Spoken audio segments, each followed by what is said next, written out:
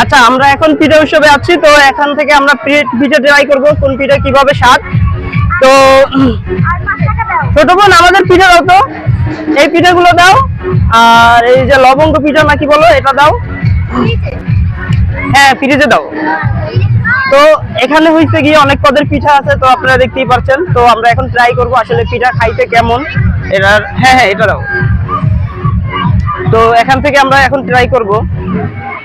তো আসলে পিঠা হাত দিয়ে খাইতেই খুব মজা, চামচের চেয়ে।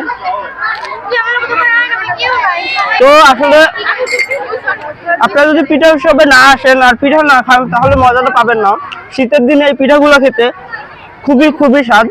তো আপনারা সবাই আসতে পারেন, আমাদের মেলাটা হইতে 5টা পর্যন্ত চলমান থাকবে। তো সবাই আসুন আমাদের দুর্গাপুর স্কুলে, তো ট্রাই করুন পিঠা। তো আশা করি সবাই ভালো থাকবেন আর আসবেন আমাদের মেলায়।